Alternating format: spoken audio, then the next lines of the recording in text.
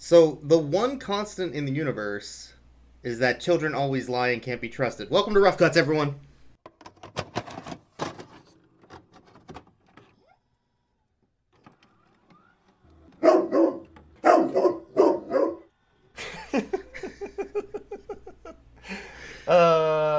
Yeah, that's exactly the premise of this entire film. 100%. Yeah. I had a bit for the start of this episode. I had planned it out over the last couple weeks because I've been gone for a little while. I was in Vegas. And I wanted to do a thing where I was just still in Show Dogs, trapped forever, my mind lost. But, like, I can't do it because I wanted to talk about how bad this movie was, and it made me unstuck in time. But this movie was good. I liked it? We're not allowed to rate the movies. I'm not allowed to rate the movie. Maybe? It was less bad than most movies that we've seen. Yeah. I can't find a lot to hate about this film. But we'll try. Let's go. Let's talk about it. This episode we watched a movie called Sherlock Bones Undercover Dog, which is a bit of a bait and switch. I was going to say, you know what also lies is covers of movies. Yeah, this is exactly the type of movie you would see at the bottom of a 25-cent bin or a $2 DVD bin in, like, not even a Walmart. It would be like an off-brand department store. Yeah. And it has the dog, and it's wearing Sherlock Holmes' hat with a pipe, and it has an eye patch for no reason, which literally nobody in the fucking movie ever acknowledges. And then I'm glad they didn't. I'm glad that that's just like that's just a thing. This dog just has an eye patch. And I mean, if you look at this dog is an eye patch dog. It makes perfect sense. The dog looks badass with an eye patch, to be fair. It really does. This dog is great. Yeah. So, but it treats itself like it's going to be a detective movie. We're going to solve a mystery. And it isn't. Yeah. It's like a goofy, fun kids movie. Yeah, it's a totally goofy, fun kids movie. It's just like a little action adventure kind of thing. I mean, it does have like the crime, and it does have that side of things, like kids solving a little crime while their parents don't believe them, kind of thing. Like most of these films do. But you say a little crime, the crime they're solving. I want to be specific here. In Cop Dog, the crime they were solving was which gum the criminals chewed because they were stealing junk from people's houses. Well, hold up, that's not fair either, because those same criminals also murdered the main character's dad. And dog. And then killed the dog. So, I'm sorry, you can't tell me that Cop Dog is less of a crime when 2 murders exist in that film. Okay, but in this film, they kidnap a detective, and then they're also, like, cocaine dealers. Massive amounts of cocaine dealers. Yeah, I mean, something more like Show Dogs, where the crime is that they're stealing dogs, right? In most kids' films, what they do is they give the criminals like a nondescript crime, like or something that's kind of victimless and funny or weird, like they did in Air Bud 5 for some reason. It had a crime where like they were going in to steal the jewel, right? And that nobody gets hurt in that. It's just like wacky, weird, like bank heist thing. That makes sense for a kid's film because it's ridiculous and it's not like a real crime that happens. This one's just a bunch of drug smugglers that like beat up cops and kidnap them. It's kind of fucking weird. Drug smugglers who for some reason don't murder people. I don't know why. Well, yeah. No, in the first 5 minutes of this film, once they capture like the cop, it's like, oh, okay, they're chopped up in 100 pieces in that bay. Like they're smuggling drugs across a bay, like in a boat, and it's like, oh, that cop is so in many different places along that stop, like dropped into the ocean. But, oh my god! No, I mean, it's weird that they actually show the cocaine. Like that's the thing in this children's film. It's not like, oh, they're smugglers and they're smuggling drugs, and it's kind of not really alluded to, even though they show them loading white powder into suitcases. Like, it's very explicit that they're smuggling coke. I mean, it's kind of amazing. They're either smuggling coke or baking a lot of cakes. They're baking a lot of cake. For the kids, I'm sure they're baking a lot of cakes. It's so, sugar is a drug, kids. Don't have too much sugar. That's the real message we pulled away from Sherlock Bones. But the movie starts with a bunch of really blurry hand shot, like shoulder camera shots of a bay, which has a scratch mark on the fucking lens. Oh my god, remove. there's this horrible, or like a hair this horrible or like something. smudge on it, or there's something that's on it that's got like the whole opening shot. It's and only that one shot too. It's only the one shot. It's like the one time in this movie where I was like, oh no, like the opener was so bad because they also had like green screen of the dog just because like it's just on black film, like, or like they matte cut out like the background and like it's just the dog and it's really rough and awful looking green screen. Like it's just really weird and I don't know why they did it. Like it's a bit of a it's rough just the dog cut. floating in the abyss. It's just strange.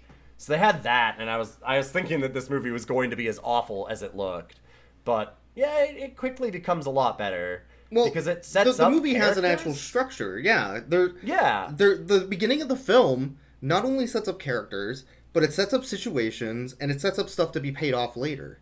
That's a movie. Yes. How is this Constantly. a movie? This movie sets up stuff throughout its entirety, over and over and over and over. Like, this has more setup and payoff than most actual Hollywood films. Like, everything that's in there, where it's like, there's little throwaway things, like the kid goes to, there's another girl that comes into the scene, and we'll talk about her, but, because, whoa, boy. Yeah. But, she makes this film in a lot of ways. But they go over to her house, and she's like, oh, come in the pool. He's like, I can't swim. And she starts mocking him for not being able to swim. Yep. She mocks him for a lot of things. But that seems like such a throwaway thing, and it could have just been that. But then at the end of the film, they bring it back, and the dad can't swim, like the dad of the kid. And so it's like, makes perfect sense. There's all of this, like, little things all over the place that are set up and pay off. There's this old woman that walks around, and she's great, because she's always wearing these headphones. She's the meme of, oh no, she has AirPods, they can't hear you. Like, she's gonna get run over by a car in this opening montage that kind of introduces all the different characters in the film. It's really well done. Like, they introduce the two cops, they introduce, like, that they're new, they introduce, like, kind of that they're on an island and everybody drives golf carts, or, like, the police use bicycles. Because there's like, actual a really world building. Town. Yeah, there's like a whole world building thing to it. Like, they have like a whole conversation about why they drive around golf carts and all these kind of things, and it sets up the whole idea of this being like a sleepy, small island community. And the dad is just like this wacky inventor type, and he loses track of his golf cart, which has like solar panels and all these like extra mods on it. And the woman is like walking away from his house, and she's got her AirPods in, and this golf cart's gonna run her over, and he's like screaming at her to get out of the way, and it's like, oh no, she's got AirPods. And they keep bringing that back over and over and over, like throughout this whole film. She's just constantly involved in wacky hijinks where she can't hear anybody. That could have just been like a throwaway joke too, and they specifically made it not a throwaway joke, and they kept recurring this character into stupid hijinks. And it was actually fantastic. Funny hijinks generally. Yeah. Like later on, like 5 minutes later, he goes and he's trying to introduce her to like, oh, like my son's here, like go and see my son, and she's like, what? And like turns, she's got like this hose and just blasts him in the face. Like, and it was actually well set up. Like, it was good. Like, it's wacky kid shit. It's not. Don't get me wrong, this isn't the greatest comedy of all time or anything, although there are moments. There are a couple of laugh out loud moments, legitimately, and they're meant to be laugh out loud moments, but. Yeah, it's good, wacky kid hijinks. Like, that's great. For a kid's film, I would have laughed my ass off at that as a kid. I thought it was kind of funny even now. Like, it was pretty good. There's a lot of little moments like that. So, I want to set up the beginning of the film a little bit, because we've been talking about it, but we haven't actually set up the scenario. So, the whole point of the film is there's a kid who I'm going to name Billy, who's probably actually named Billy in the movie, but I'm literally just picking a name at random. I think he actually is Billy. He is named Billy. It could literally be you picked the right name. That's his name. His name is Billy. Okay. So Billy is a kid from a divorced parent family who is on a boat with his mom riding over to the island where the dad lives. There's not really a point to the fact that he does this, but he picks up a rat that's on the boat. By the way, I want to point out there were some really good 90s electronics in this scene. Like, there was a laptop computer that was fucking huge. Oh my god! And the old cell phone with the antenna and shit. Mm-hmm. They were trying to be high tech. I want to say that there is a point to that scene, though. I don't want to step on your toes on that. Oh no, there is a point actually. Yeah. They set it up that he likes to talk to everything, and so that then the parents won't believe him when he starts talking to the talking dog, right? Like, so it's kind of set up that he's childish Billy who talks to all of his toys and things. Yeah, you need to grow the fuck up, kid, the mom says. Look, you're like 7 now. Be an adult. That's so funny. Oh god, she's so mad that this kid is acting like a kid. But I think that's a good setup for a kid's film. It's good, where she's just kind of telling him to stop talking to his toys, and he finds a rat on the boat, and he starts he like smuggles it into his sweater, and he starts talking to the rat kind of thing. So he's just a sensitive young kid, and then everybody sees the rat on the boat, and they all like rush to the front and get because it's a rat, I guess. Hijinks. Yeah. But the point is, the boat gets to the island. The dad, who is beach bum Stephen King, eventually gets down to the beach with his golf cart that I think he runs over the foot of one of the cops with after it eventually gets down the hill, right? Because that's setting up that whole thing of the cops getting shit on for the whole movie. Oh yeah, that cop has his foot run over no less than 20 times in this movie. Like, I actually want to go back and do like a count of it. Like, we could do a supercut of this cop getting his foot run over by golf carts. This is what I mean by setup and payoff. Like, they kept on doing that joke 100 times throughout the movie. And it's not like it was a one-note thing where, because you could do that as like thinking of it like, oh, well, they're just doing the same scene over and over. Because it's like, slapstick, no. right? It was like actual, No, but it's building on each other because it's escalating. Exactly. Like, it was actually done properly, where it was constantly escalating. Like, eventually they hook up like 12 different golf carts that all run over his foot in a row. And then, like things like that is great. Like, it's just, and that's such a wacky, stupid scene for a kids movie that it was great. Like, and we get to just watch cops get hurt the whole film. It was wonderful. Oh my god. So yeah, he runs over the whole point is the whole point is though the kid meets the dad. It's their first visit after being separated, from the parents separating. Mm-hmm. And he's like, you're going to stay with the dad for a week, and the mom leaves. So the whole point is, this is your time with the dad. Go bond. Yeah, and the dad's set up as kind of a loser bum where he doesn't really have like a stable job. He kind of goes like, oh, well, I don't need your money for food. I have a part-time job now. It's like, oh.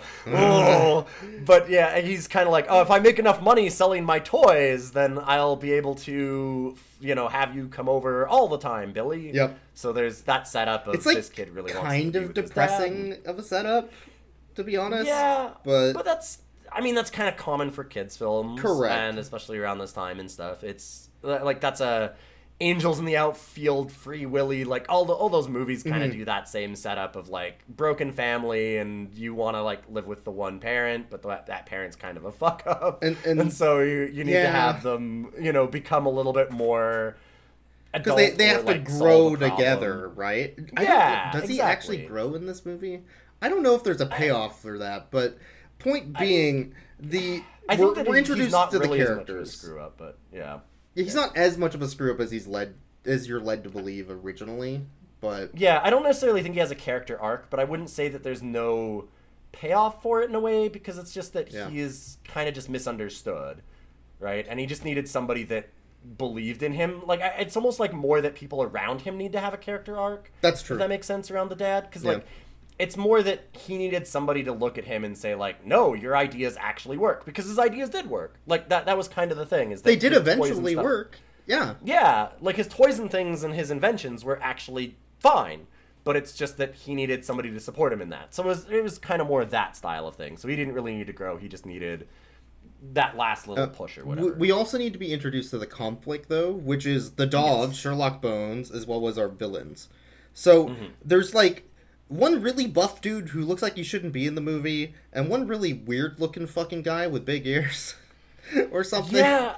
And they're just, like, sneaking around. You're missing the guy that's actually just that's the bearded dude who... Oh, Oxy. I know that you forget him because he's super forgettable. He has all of 2 lines in this movie, and he's one of the main villains, and he... I don't think that he ever really does anything. Like, he just kind of is there. He's just part of the group. Like, yeah. He looks like he's the drug smuggler, and he looks like your hippie English teacher in high school. Like, he's wearing, like, a sweater vest, and, like, he's kind of this round, like, plump guy that looks like he's really jolly with, like, this, like, salt and pepper beer and, like, really neatly trimmed and stuff.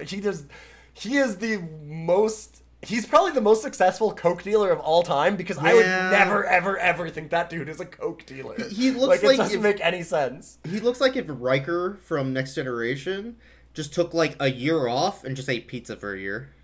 Yeah, like, he just decided to, like, I'm just gonna sit back and, and, like, just became, like, a real hippie. Like, honestly, he feels like a hippie English teacher. Like, he just looks like such a nerd. It's amazing. It doesn't make any sense that he's a coke dealer. It's so good. So the villains are coke dealing, not murdering, definitely bad people, are sneaking around, and we're introduced to the detective, Mike, I guess, and Sherlock Bones, and the detective's doing a crossword where all the answers are like dog noises, so that you're not sure if the dog's really talking, but the dog's just talking in that they put peanut butter in the dog's mouth and then somebody's voicing over his lines.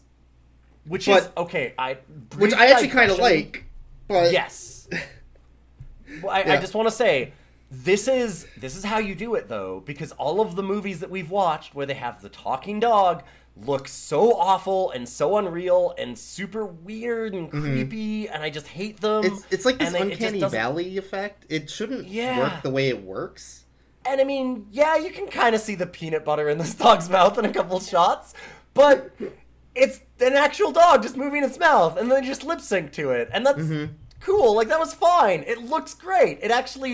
It's a dog. It's an actual dog, and it doesn't rip you out of the film in the way that those other ones do, where it's like an actual dog and then super awful CG 5 seconds later, and then back to the actual dog, and it doesn't look anything alike.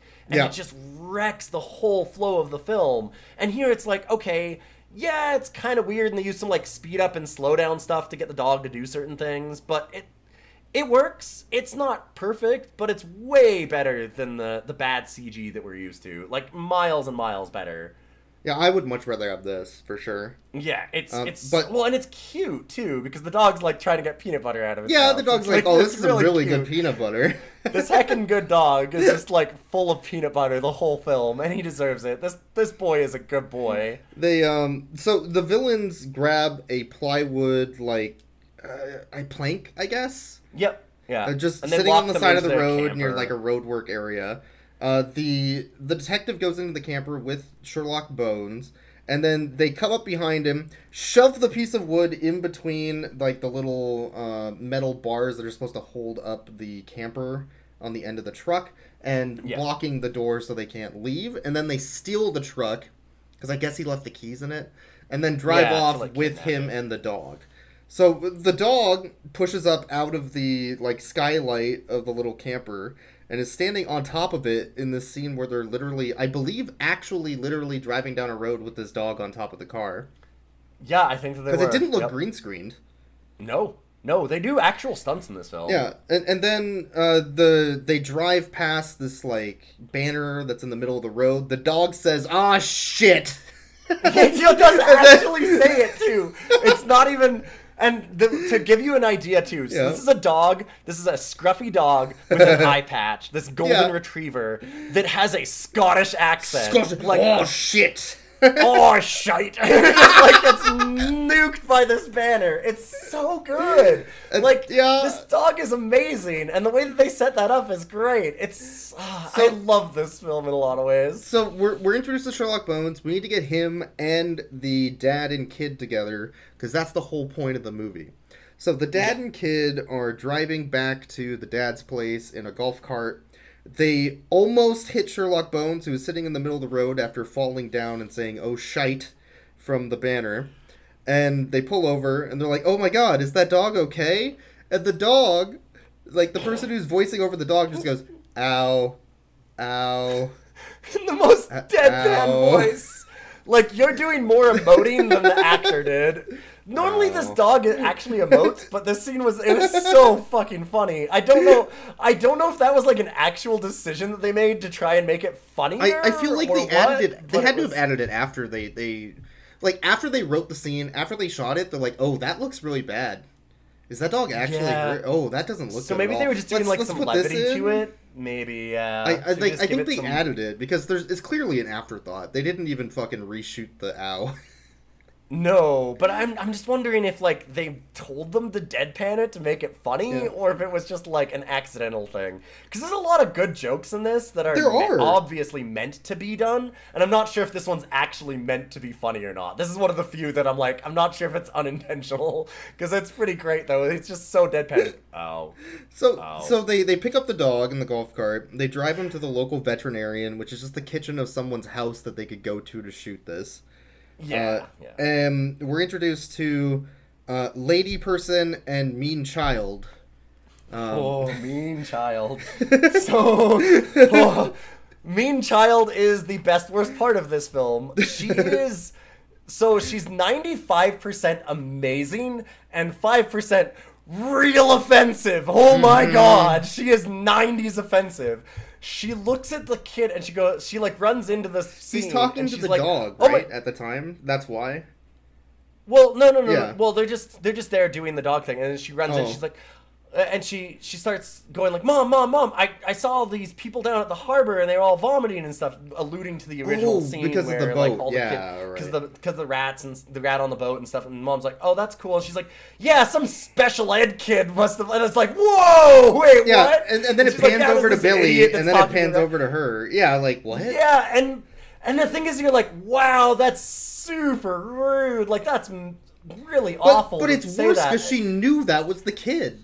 That's what I was gonna say. I'm like, the worst thing is that it sounds like she doesn't know that it's him. But then 2 minutes later in the same scene, when they're talking about different things, he's like, oh, like I need to go and do like get a phone call or something, and she's like, oh, what? So you can talk to more rats, kind of thing. So she knew it. She was just daggering this kid, and it's like, wow, she is so mean, like for no reason, and like just really, really offensive. It's not okay. Yeah. It's not good. No. But so like I originally started out redemption arc though.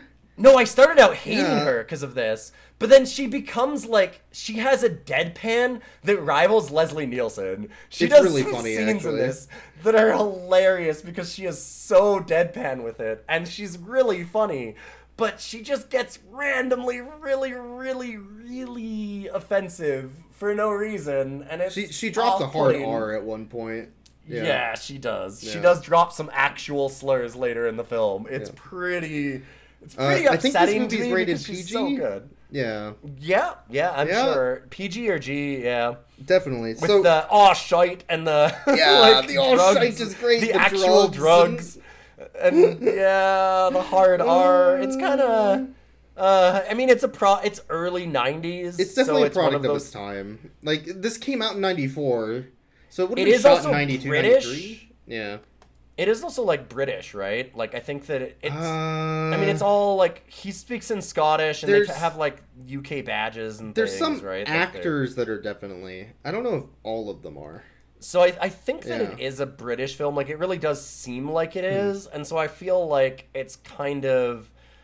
It might be a little bit of where it was less offensive there. But, I mean, it's still just... It's not good. Like, it's a product of its time in that way. Anyway, so they have this whole thing where they're making fun of him for talking... For the director. They're making fun of the kid for talking about talking to the rat and talking to dogs and things. And then the parents leave the room for a moment, and so does the girl. Real quick, before they're done making fun of the kid and all that, and then the dog starts talking to him...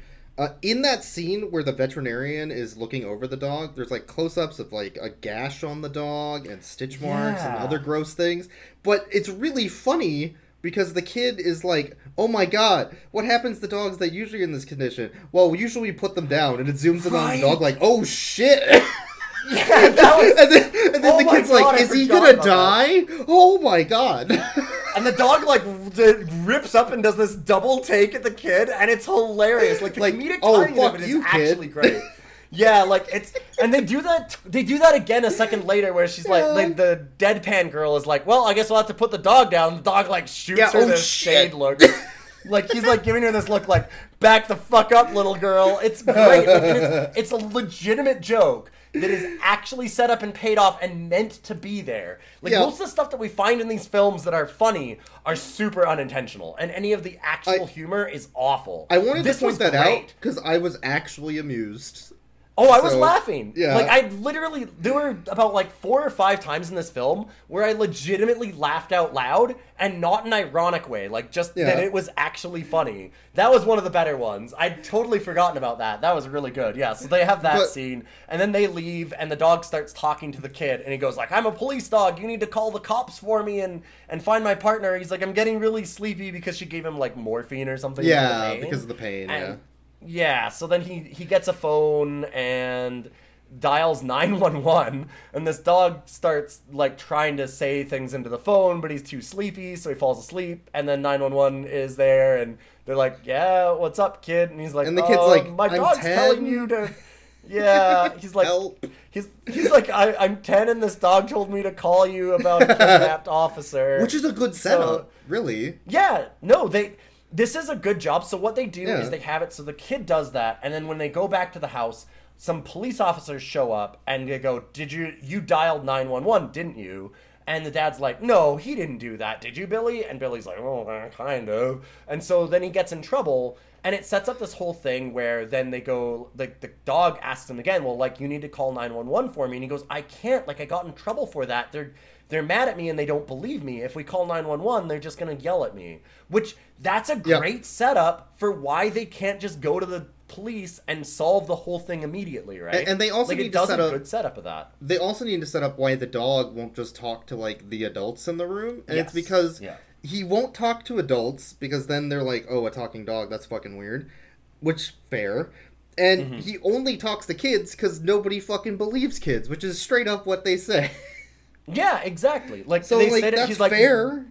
He's like, adults won't believe kids because they'll think that the kids are just making things up and pretending, and that'll work for me. And like, there's a good setup for that. There's a really good setup for, I mean, is it super logical? No, but it's a kid's film. Like, as far as reasons why they don't do the more logical thing of just go straight to the police and have the whole thing solved, it makes perfect sense in universe for that. It's a good explanation, and it sets it up well, and it does a good job of that. And I enjoyed that. So they have a whole little setup for that thing. And the girl actually at the same time was like, well, you guys are going to have us over for dinner, right? And they're like, what? And she's like, yeah, you're having us for dinner. And she just invites herself over, which is why I do kind of love this little girl. When she's not being super awful, like, bigoted, she's great. And so they go over and they are eating dinner at this house, and he puts DC current through sausages to cook them because he's weird inventor dad. Well, it's not even just, like, 1 or 2 sausages. It's, like, links of 10 draped across the kitchen in lines with electric currents going through them, and then they're popping the fucking bubbles that appear on the sausages with forks as they're cooked. Yes. It's fucking weird as shit. It's so good. But, like, as a kid, I would have thought that was great. Like, he's a cool inventor dad. He does a stupid invention thing to cook sausages. He also made a giant turd. Like, so we gotta talk about... Okay, we will talk about his giant floating turd in a minute. Don't you worry. But that is... it's a legitimate thing. But yeah, no, he just makes, like... He hooks them all up to a car battery, essentially, and that's how he makes dinner. And it's wild and stupid and wacky, but it works as, like, wacky inventor dad arc thing, right? Where he's just a strange inventor guy. At the very worst, it's interesting. Yeah. Oh, at the worst. Boo! Boo this man! It's a bratwurst. But at least they did something interesting. Like, if it's an inventor guy, what do they usually do? They're like, I have a robot, and this has a robot. Or like they give him glasses other or something. Shit, you know? Like, yeah, like normally they just say that he's in, like in most of these films, the way they would have done it, if they would make him wear like a lab coat sometimes. They did make him wear basically a lab coat. He's wearing a sweater that says MIT. To be fair. Sure. No, but I'm just saying they would have ended it there. They would have ended it as he has a lab coat and everybody goes, "Oh, you wacky inventor guy," and just says it. And instead, this time, nobody ever says that kind of thing to him. Like, nobody's ever like, "Oh man, he makes some weird inventions." There's never anybody in the entire film that says that. Nobody ever says a word about like, "Oh wow, he makes really weird things." Nobody ever mentions it. It's all just shown. They all like react to it. They look at it and they go, "Oh, you're putting live current through sausages?" And goes, "Yeah, that's how you cook things." And he's just like got this weird look on his face. And she's like, "All right, I guess." Like the other adult, right? Like the vet is kind of like, "Oh, okay." And she just kind of takes it and just laughs at it and finds him as like wacky weird guy. They sit down for dinner though with the electrocuted sausage. Yeah. And they're all like mangled and shit. Yeah, they're fucking awful. It's great. Yeah, the sausages are mangled. Like, they do a good job of following through on the joke, though, right? Like, it's not a one-of bit where they're cooking the sausages that way and then they have a normal dinner. It's done as like, but like, most of the films would have done that. Most of the movies we watch would have done that. They would have been that stupid. Absolutely. And this movie doesn't do that. I just want to make sure that people realize that this movie was serviceable. Like, it did things. It made sense. Like, they're kind of laughing at how bad the sausage is. Like, she's kind of poking fun at him. Like, wow, you do a lot of interesting stuff around your house, huh? Like, these sausages are, they're interesting. edible. And he's kind of like, yeah, sorry, that didn't work. And then, like, there's little things that she notices around the house. She's like, "Oh, are those plants on turntables?" And he's like, "Yeah, like they're turning so that they get all the sun like on every side of them." Like, there's lots of little inventions like that they show all over the house and explain to show that he's inventor guy, rather than her just being like, "Wow, it seems like you have a lot of inventions." They actually show them and talk about them and do things with them. And they even have like a scene right after that where this would be perfect nerdy dad territory, where he pulls out a bunch of glasses for them that all actually have notes on them. Like, they've got like the notes written on them so that you can make notes. It was to make music off of the wine glasses. But I thought she was just going to be a wino. Because she's like, "Hey, now that all this weird shit is happening, we made this awful dinner. Do you think your dad has wine glasses? Because goddamn it, I need a drink real bad right now." And my daughter's a little shit, by the way. Oh my god, that kid! I couldn't imagine having that as a child. She's amazing. So they pull out all these note glasses and things. Goofy note glasses. There's like a little nice little music scene where they're making awful music with these notes, and it's great. Yeah, it's fine. It's charming. It's a Boyks inside of one of these films that we watched. We have a good, fun little character moment that builds up the world and the characters and lets them interact and breathe and actually do character things. See, like, the problem is I don't know how to react because I have never been in this situation. It's so... I know, I'm like, this movie has, like, a character moment. It has a, like, brief little moment of, like, a family having fun, doing a fun thing that would actually be interesting and kind of cool, and just enjoying each other's company and stuff. It's a good family film scene. It works. There was also the weird basketball phone and some other stuff that he made, which sort of comes back because, like, Sherlock Bones still wants to call 911. He still wants to call the cops. So he tries to call the cops, but all the phones in this fucking house are a goddamn mess because the inventor just breaks them all and turns them into basketballs and other things. Yeah, again, setup and payoff, right? Yeah. So he keeps trying to call. He can't call. He gets through once, but then like it has to hang up right away because the kid walks in or something. And the cops show up again. They're like, "Hey, stop fucking calling 911. You kid, you're wasting our time and resources." Fair, by the way. So they're setting up you can't call the cops. They aren't going to help you. So at this point, Sherlock Bones is like, "Well, I'm going to go do this on my own." And the kid's like, "Let me help you." These cops especially can't help them because these cops are perpetually in ambulances. I'm not even making a joke. That's not even a joke. No. There are literally like 5 or 6 scenes of these cops getting loaded into a stretcher onto an ambulance. There are 2 cops in this town, and they are constantly in ambulances. It's great. It's a really good gag. Yeah. So yeah. He ends up just following Sherlock Bones. Sherlock Bones is like, "I know where Mike is because I can smell him out," and he is in this museum. So the two of them go to the museum, and the little girl, who's a piece of shit person apparently, is the tour guide for this museum. So good. For some reason, and she's standing there, just giving like a speech about the museum. The kid's sort of like fucking around with like a cardboard sign near there and ruining the speech. But she's like, "Yeah, this museum was opened in this year, and some stuff you don't care about. And oh, if you want to buy some tacky shit, it's that way." And she literally says that too. It's so good. She goes, "Oh yeah, and I know that all of you will want to buy that kitschy garbage, and you can find it in our gift shop, which is this direction." And yeah, she like points total there, deadpan. Oh, she's so sassy. Like when she's doing this sassy like deadpan, she's so good. And so she just kind of mocks all of the tourists and then like sends them to the gift shop. And then she's like, "What the hell are you doing here with this stupid dog?" And she starts kind of like berating the kid again. And he's like, "Because there's no dogs allowed." You can't have so he explains that, "Oh, well, I need to go upstairs because Mike is stuck there and this is actually a police dog," and all these kinds of things. And she doesn't believe him, but she's like, "You know what? I want to see how this goes." So because she doesn't believe him, but she just wants to see him like fail miserably. This is all. She just wants to watch the world burn. Yeah, she just wants to watch the world burn. I love this girl. She does not want to help. She just wants to fucking set this kid up for failure.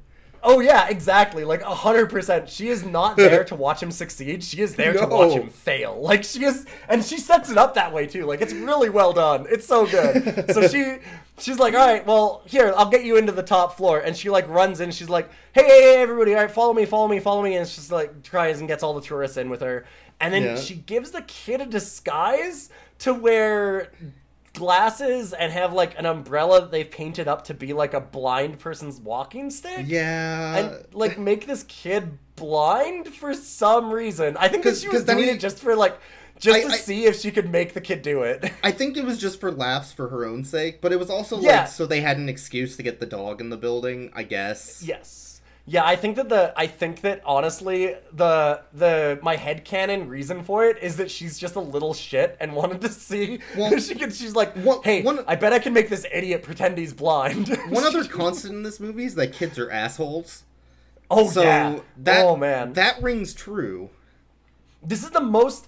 Honestly, though, like, these kids are the most kid-like kids I've seen in a film in a long time. Like, they act like kids do. Yeah.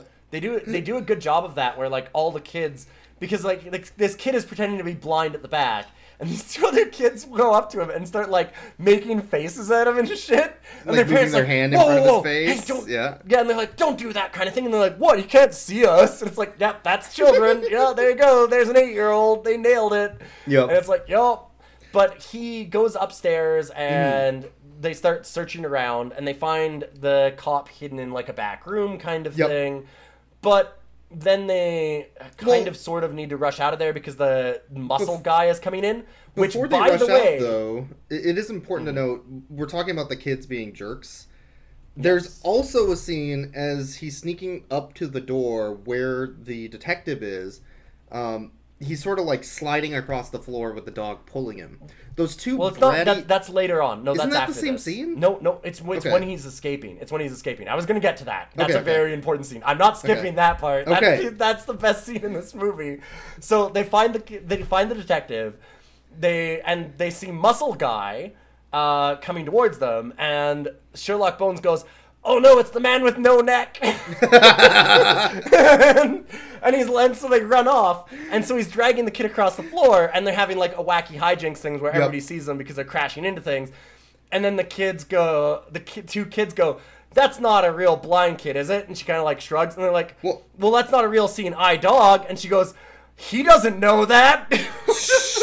He doesn't know yet. It's so good. What? It's so perfectly in her character. Like, it's like, okay, that's actually a really good cover story. But she's just a little shithead that, like, swapped out this kid's seeing eye dog. Because I could totally believe she'd do that. She is that kid. And it's so good. It's just like, she doesn't know that.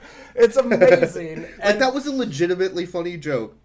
Oh, I was cry laughing at that. Like, it was so well set up. I was very legitimately like, I was absolutely bellowing with laughter. Like, it was a great moment.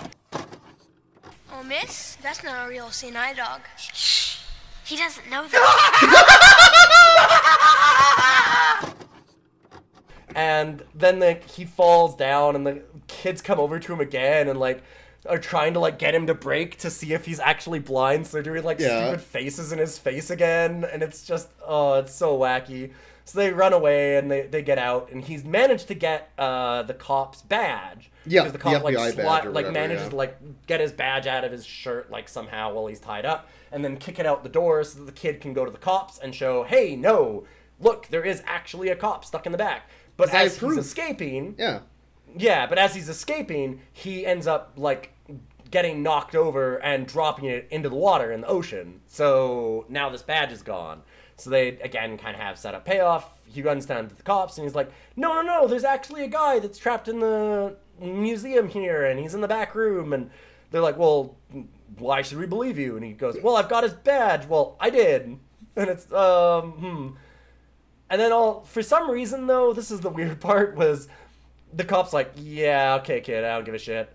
And all the people This was are also after he had a ton of food spilled on him. The cop I was going to say, I actually mood. guess I'm jumping ahead, because they always have these cops getting hurt, and we have another scene of that. This is the dad's part-time job. He's a food server. A fucking terrible one. The most inept food server of all God. time. He has one of the big plates that they use, like the service plates, where you can put a bunch of other plates on it. And he has like 2 salt and pepper shakers and like a bottle of ketchup on it. And he's like juggling it like it's got like 30 things on it. It's actually well set up as a pretty good joke that he's just super inept. And the store owner is like following him, like trying to make him like not fuck it up. Because the store owner is so tired of his shit. And he dumps it all over the cop in like a little wacky hijinks thing. And then the kid runs to the cop and is trying to get him to come along. And all the other patrons of the restaurant go, well, actually, like the vet lady is there. And she goes, well, I mean, drug smugglers have often been seen in this area. And I'm like, oh, why does she know? Yeah, why does she know that? Well, she says like smugglers have been using this bay for 100 years. Wow, that's great knowledge. Thanks, Karen. Fucking, what does that mean? And she goes, well, maybe we should check it out anyways. So they kind of force the cop to go over there. And they go there, and they open up the back room, and they go, see? There's nobody kidnapped in here. It's just an empty chair that's got a bunch of used duct tape on it, and like a bunch of fresh pizza boxes. Obviously, nothing happened in this room. Nobody was in this chair full of duct tape, you fucking kid. Jesus. Like, they literally show that, though, right? Like, that's not just me making it up. They open up the door, and there's, like, this obvious, like, there's an obvious room where this guy has been tied up, like, and it's obvious that somebody's been captive in the room. And they're like, well, see, look, it's empty. There's no one in it right now. Guess that we're done detectivizing. And they given just yell these at the kid. Given these two cops, this is totally within character, though. Oh, yeah, like, no, 100%. 100%. Oh, it's so good. It's great. Like, it's such a... That was unintentional, but hilarious. That part I can't give the filmmakers credit for. So that was just unintentional. At this point, the dad has lost all trust in his kid. Because he's just been causing a lot of havoc with these cops, calling the cops constantly, and just sort of making up stories. So he sits the kid down outside the museum. He's like, hey, there's a difference between playing and reality, kid. You need to learn that. Yeah. But he's wrong. The whole point of the movie is he's wrong. There's a difference between playing and reality. Now let's go play with my floating turd. Right? So we didn't actually talk about that. The other subplot is that the TURT is... So it's actually the TURT, not turd, although it's very hard to... With a T, not a D. Yeah. It's very hard to get the difference. I'm not sure if this is intentional or not. It's essentially just a robotic turtle that he quote-unquote made to help people learn how to swim. Yeah, sure. And that he wants to sell to a toy manufacturer, and that's his big plan, so that then he gets enough money and can have his kid back so that he can, like, have more visitation rights or whatever, so he can show that he's a good dad. Which is a fine little subplot. It's just...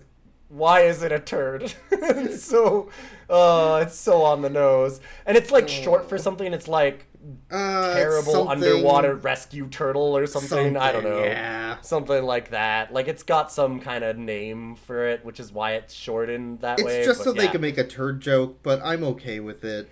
I don't know if they were doing it, though. I'm not sure if that was intentional or not. Well, they literally... So, the sassy girl literally says, a turd, after he says turd. Oh, okay. It's very intentionally that it's TURT.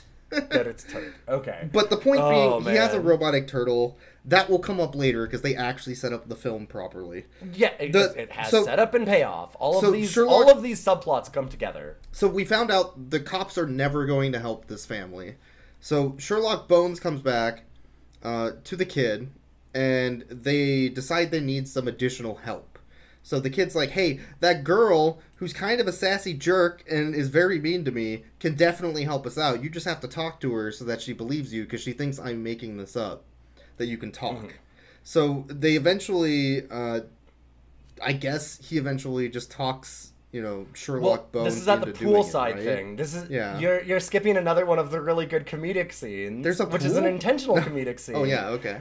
Where the kid is he's talking to the dog and like, we should just call the cops again or something, and trying to like figure a way out. Yeah. And the dog goes like, and he's like, well, I'm not allowed to leave anymore. Like, I'm getting in too much trouble. And the dog's like, no, come with me. So it grabs the kid by his shoes. Oh shit! And starts pulling him. And he grabs onto a pole, and they're at the pool, and this is where it was set up that he can't swim as well. It's like straight horizontal too. And he's pulling the kid straight horizontal. So this kid is like straight sideways, and the girl comes out of the house and sees this scene and just walks over, totally deadpan, and goes, "What are you doing?" Like, so well done. Like, she's just like, what are you doing now? Why do you have this stupid dog here? And just like, she does it so good. Like, she has no reaction to this at all, and it's really hilarious.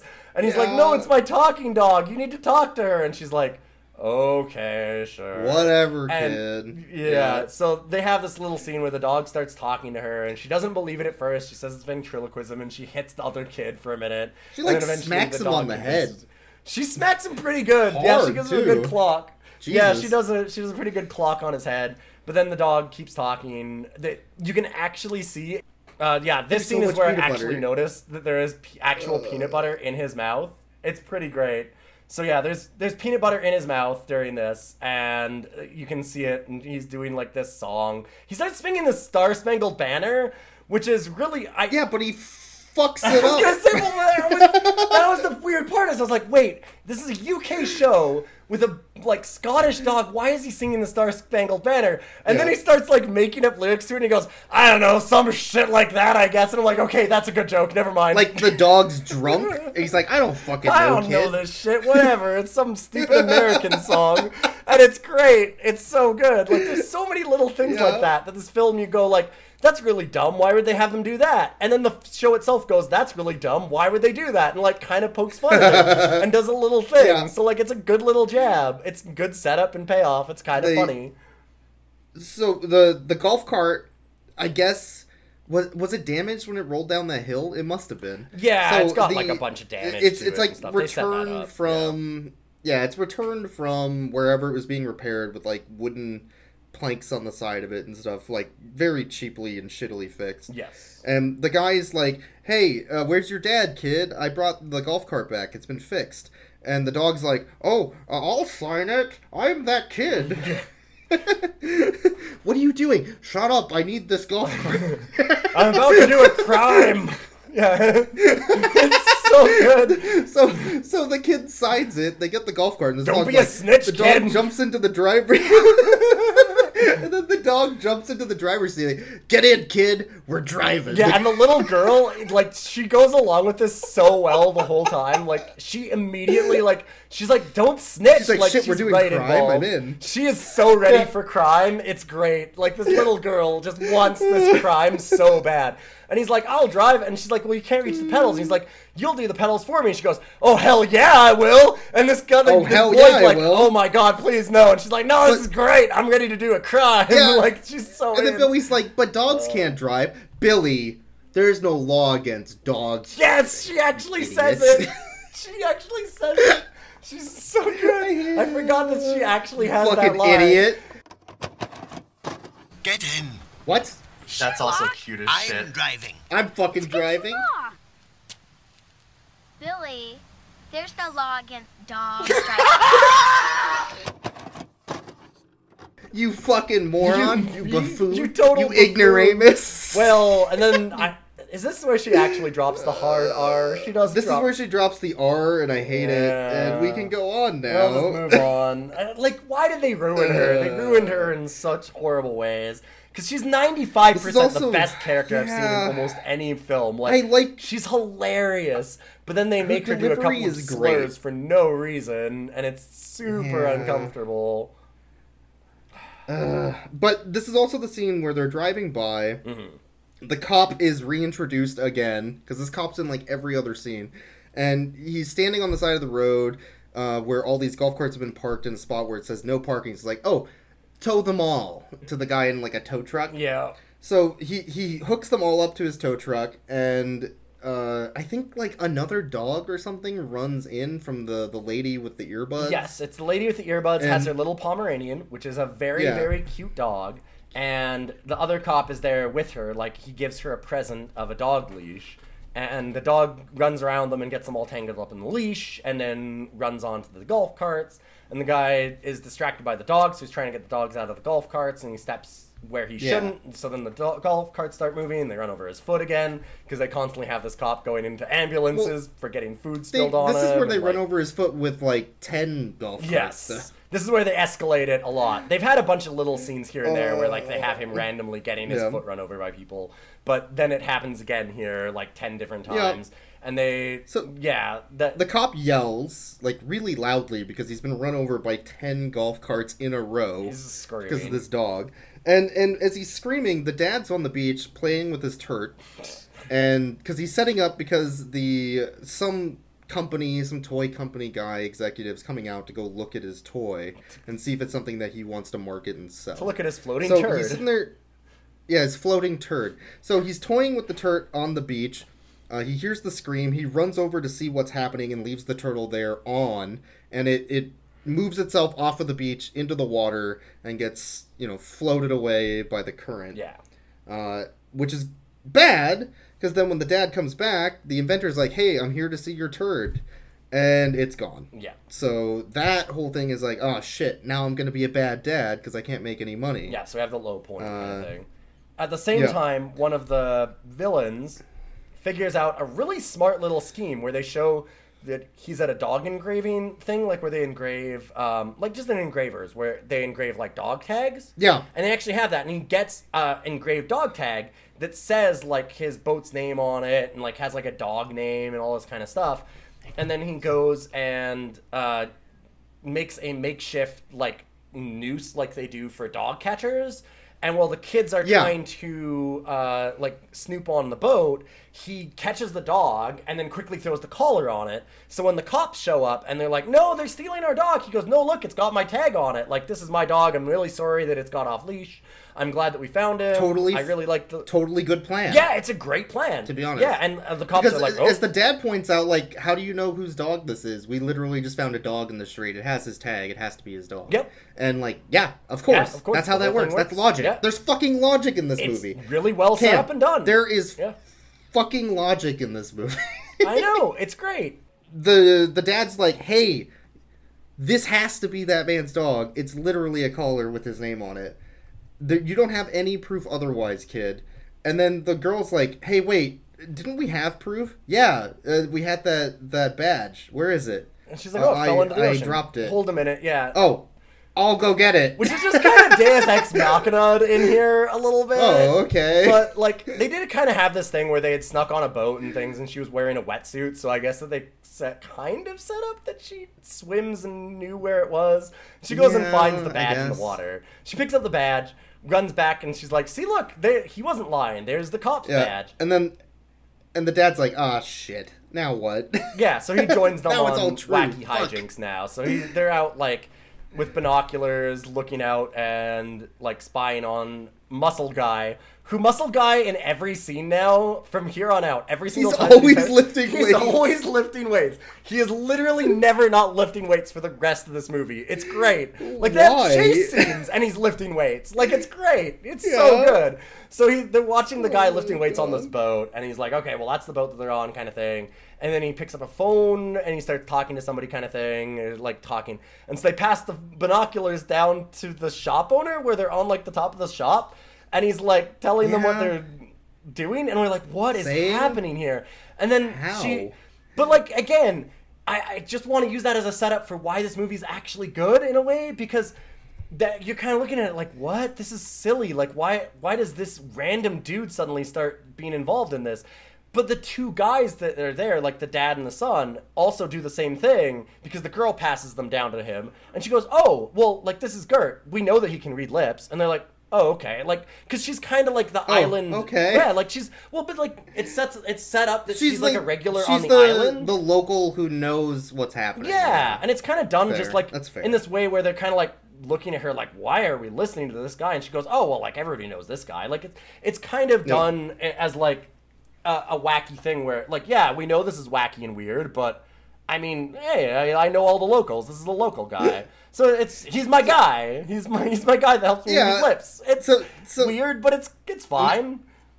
Now that the dad's on board and they have proof and they know what they're doing, he goes to the cop. Yeah. In this case, what's his? I guess curly hair cop. Yeah, there's a second cop of the whole town. He's constantly injured. There's Paul Blart and curly hair cop. Yes. So he goes to curly hair cop, who has become very dizzy because of the Pomeranian dog from, I guess, Earpod Lady. Yeah, that whole scene about like the golf carts kind of happens simultaneous to this. Yeah. And so when he gets spun around, he gets injured. Because the dog, the Pomeranian, ran in a circle around them with the leash that was on it, and then somehow the leash gets attached to the golf carts, which then because she runs into the golf carts, untangles them in a circle. Yeah, and it spins them like weird. a top. Yeah. It's wacky kids film stuff. Like the dog runs into the golf carts, and then the leash gets tangled up in the golf carts, and then when the golf carts move, it spins them around like a top, and so he gets all dizzy, and he like hits his head on a bench, and he's unconscious. The whole point is the cops still can't help. And they load him into an ambulance the cops again. are inept. They load him into an ambulance again for like, this is like the 5th time in this film they've loaded a cop into an ambulance. It's so good. They put him on a stretcher. So and the put him in dad's an like, ambulance. don't worry, I got this. Yeah. They see the no-neck buff guy on the dock. He walks up to him and is like, hey, I told the cops about you, and they're gonna come get you, and you're gonna be in a bad place, mister. And then the guy just fucking punches him and keeps... Because of course he does. He's a coke dealer. What's he gonna do? It was so good. He's like, well, I've got you. I know this whole thing. And he's like, okay, interesting. Boom. Hits him in the teeth. Yeah, whatever, man. And so then they come up with a plan to use the turtle, and they don't explain it, but they show it. And so the girl sneaks on board the boat and ties off this rope onto the boat, and they have the rope attached to the turtle. The little boy goes on a different boat that's like a tour boat, and then the dad goes and does a crime. He fucking steals a boat. He steals a parasailing boat. So he goes to this boat, and he sees this parasailing boat, and he runs to it, and then he runs away from it. He also picks up vet woman. Yes, that's what I'm saying. He runs back and he grabs vet woman, and he goes, wait a minute, like, I didn't know how to drive this thing, so I need you. He's like, come drive this boat for him. Do you know how to drive a boat? And she's like, yeah, I guess. So he drags her over there, and then he throws her in this boat, and she looks around, and she doesn't ask anything about why they're stealing a boat or anything. Yeah, she has like, no idea what's going on. He's just like, can you drive this? And she goes, yeah, I can. And she's so excited for it. She is so wet to do this crime. It's incredible. She is so instantly in. She is so excited. She is absolutely on board for this. She's like, oh, baby, can I do crime? You bet. And she just starts hijacking this boat for him, and it's great. There's no explanation at all. It's amazing. And so they steal this parasailing boat, and he hooks himself into the parasail for no reason. In the back. For, like, literally no reason. This is one of the things that isn't really set up or paid off at all well. It's just wacky hijinks for the sake of being wacky hijinks, which I guess is fine. But he hooks himself into the parasail, and they're, like, flying around the boat, and he's, like, kicking people in the head by accident. Yeah. Like all the criminals over and over. Eventually. Yeah. But until that point, because he just steals the boat and drives off, and we as an audience are like, what the fuck? Yeah, why is he doing this? It makes no fucking There's sense. no reason. No, this is not a part of the plan. It's just a thing that he wanted to do. No. I hypothesized that the reason that they had this happen is that Dad was like, okay, I have a plausible excuse to now commit a crime that I've always wanted to do. Like, that's what it is. That's the setup for this. Like, I can say that I was doing it because I wanted to catch coke smugglers, and I can just steal a boat. That's all it is. But, so, the girl sneaks aboard, like, a little rowboat thing that's being tugged by the TURT. Yeah. Over to the boat that has the drug dealers, the detective, and the dog now. Yeah, so she sneaks on and ties. And at the same time, the boy gets on a glass bottom boat. Yeah. And starts driving the TURT, which has a rope around it, to the anchor point that the glass bottom boat is now being able to see on the bottom of the boat. Yeah, so he sees like this anchor. He ties the rope.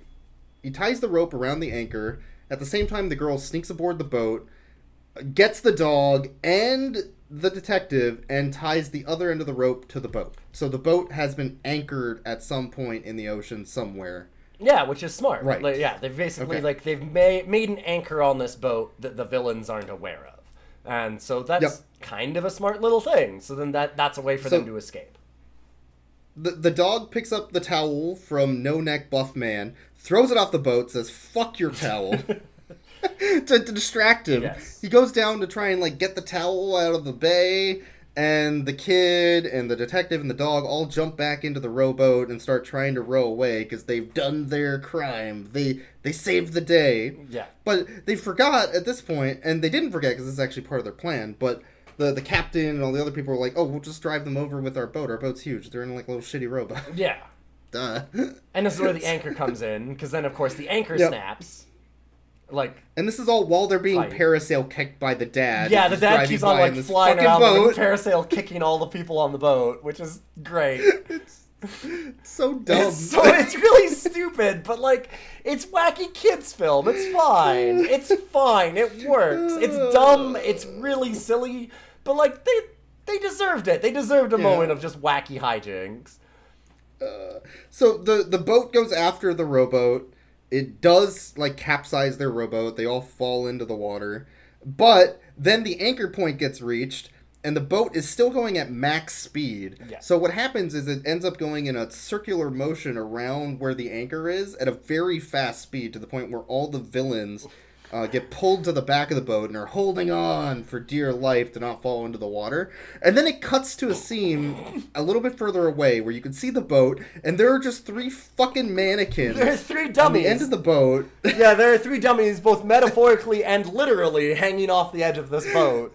Like, at horizontal It's so plane. obvious. It's so good. Like, oh god, it looks so fucking bad. It's bad. And it's a budget the worst film. part is It's a budget they film. noticed it looked bad. They did that scene. They're like, oh, we're not going to reshoot that. No. And then the worst part is they shot a second scene with the same mannequin. They keep on showing it, slightly further away. They're like, fuck it. Let's just do it again. Yeah, they keep showing that scene over and over of them, like, going endlessly in this circle with the mannequins hanging off the side. In that circle. So they have to tie up all the loose ends. So the dad invention did eventually get found. It got used. The guy buys it, and that gets tied off. They give one of the cops a really creepy fucking foot massage. Yes, because he kept on having his foot run over. And there's another lady that was kind of in the background all the time, and it's just like there. Yeah, she's kind of a side character. Oh, that's the kid with the rat, I guess. Yeah, like there's little bits and pieces of her. She's not really important, but they just kind of bring her back to be the one that, you know, is rubbing the cop's foot. I guess there's the payoff with the dad can't swim, so the girl has, like, the vet mom has to save him. Yeah, the vet mom has to save him. Like, somebody goes and looks at them, and there's actually a nice little scene there of, like, setting it up where because the boat was out of gas. Yeah, the boat was out of gas. They had a setup because, like, the guy goes back to find his boat missing, and he's holding a gas can, and the boat runs out of gas, and so he falls into the ocean because he's parasailing, right? So it loses steam and he falls out. And they're like, wait, can he swim? And so that was set up because the son can't swim. It's because the dad can't swim. And so the mom has to go and rescue him. And somebody on the Beach says, like, oh, is that your mom and dad? And she goes, not yet, the little girl, which is actually, like, that's actually kind of cute. Like, it was kind of nicely set up, and she does it in the sassy way that she does, right? There was at least, like, some sort of reason for them to eventually get together instead of just, well, dad and mom, haha. Yeah, it kind of, it doesn't do a great job of focusing on the romance between those two. It's an attempt, and it doesn't overbear the movie. That's the thing. As I was going to say, I actually prefer it this way than them having, like, a big side plot about that and doing, like, a date scene and all that kind of stuff, because honestly, that is so much worse. Especially in a kid's film. Kids don't give a shit about that. Like, it was fine that they just had, like, the parents do a couple of little things here and there where, like, they're kind of laughing together, having dinner about, like, the electric sausages, and, like, they have, like, a couple of scenes of them, like, doing a crime where they're super excited to do this crime. What I'm getting from this movie is that you need to hook a bunch of sausages up to a DC voltage car battery. You need to almost drown, and then also steal a boat, and then pure love, like true love, will just blossom. Yeah, it blossoms through cooking sausages on DC current and crime. Yeah. Yep, I mean, that makes sense. It's 100% the way you do it. But yeah, and so that's how you get a new Batman villain, too, by the way. They have a brief scene, too, where the dog talks to everybody to kind of be like... Yeah, and he says goodbye. Yeah, he's like, oh, you're not going to say goodbye to me? And then they're all like, oh, my God, he does actually talk. My kid's not a little shit liar. And so, yeah. For once. Oh, my God, he's actually... He wasn't lying to me this whole time. Yeah, they have that scene. And then it's the end of the film. They just kind of, they wrap up the film, the credits play, there's typos in the credits, and the entire movie, like, ending scene while the credits roll is that boat still going in a fucking circle to this day. With those 3 dummies attached With the fucking dummies. With the dummies. Still attached to it. Oh, they're so bad. They're very obvious dummies. It's pretty amazing. That part, I mean, but I gotta give them a little bit of a pass for it being super budget. Like, this is a UK direct-to-DVD kind of film. Like, I mean, not direct-to-DVD even. It's 1994. I mean... It's VHS, Yeah, it's sure. a VHS film. Yeah, like, 94. there's no DVD at the time. So... I guess we have to rate the dog. This dog was played by Huey, because that's introduced at the exact beginning of the movie credits. Yes. They actually said the dog's name and what he was playing. So, what are we rating Huey, a.k.a. Sherlock Bones? That's the question. Sherlock Bones is a cop, but he ain't no snitch, and he does a lot of crime, and he has a badass eye patch, and I love this dog. Yeah. The peanut butter in his mouth scenes, like, he's just such a good boy through this whole movie. I wish that there was more of him. If there's a complaint that I have, is that this movie is a lot less about the dog, and it's... This has the Air Bud 5 problem. Yeah, I'm sure that there's too much other shit. There's too much other shit, although the other shit is actually good, unlike Air Bud 5. I know, yeah. It's basically if Air Bud 5 was entirely about the bank heist that was really funny. All of the the actual good part of the movie? Yeah, the good part of the movie. If it was about that the whole time rather than weird montages, which Air Bud 5 was entirely weird montages and god awful. That was a thing to endure, not to enjoy. I actually enjoyed this one. This one, it's... Yeah, I mean, the dog is really cute and awesome. I think that a lot of people complain about the movie simply because if you look at we'll have the cover of this movie as, like, the podcast cover, and it's very much like the dog with a full Sherlock Holmes outfit and everything. And he ain't no Sherlock. There's absolutely none of that in this film. Like, he does no detectiving. It's none of that. It's little bits and pieces of dog in between a lot of family hijinks rather than dog hijinks. So it's not... Yeah, it's a little bit of bait and switch on that side. Yep. So, what was your rating, though? I'm gonna put him above... It's below Greta. This ain't no Greta. But he would be a good... So it's not 666 out of 10. This is not a 666 out of 10. I'm going to give it a 656 out of 10. The true number of the beast. Okay. I'm going to give it a 221B Baker Street out of 10. Well done. A Barker Street. And would you like to rate this film? Actually, yes, but I shouldn't. I know we're not allowed to. I want to. I want to rate it, but we're not allowed to. No. I would not rate this film, but I would recommend it. Yes, there we go. If that's fair. If you have kids and you want them to see a girl drop the hard R a couple times for no reason, and actual drugs and that's drug the only smugglers, problem. Real talk, and a dog to scream, "Oh shite!" But besides that, to be actually kind of a decent film, then this is fine. Yeah. All right, that is... And that's Rough I think Cut. that's our episode. Thanks, everybody, for... thank you, everybody. Yeah, and thanks, everybody, who tweets out about this. I know that there's a couple of people that have actually recommended films for us to watch, and we're trying to get a hold of some of them. People have recommended some really obscure films, as it turns out. Bad dog movies are not easy to come across, even on the age of the internet, so we're trying. But we appreciate all the people that are, like, really hardcore fans, which... Surprisingly enough, we have. I'm really happy about that. Yeah. But, like, we don't have any advertising for this, so word of mouth is all that we get. And if you're talking about us on Twitter or Facebook or, you know, in real life, God help you, to some other people. Like, I don't know how you're coming up in a party and you just, hey, you ever watch bad dog movies? To like just random strangers. You ever watch a family film about dogs? Yeah. Because I have a list. I have a list of bad ones that you should not watch. if that's how you're entering your conversations and parties, stop it, but also thank you. So I do really appreciate it. It's very nice of you all to shout out this wonderful little podcast that we have. And we've got like 400 downloads now, which is a lot between 7 episodes. Not bad. It's awesome. So big shout out to all the people that do mention us on Twitter and follow us and everything. It means the world to us. I fucking hate it and I love it.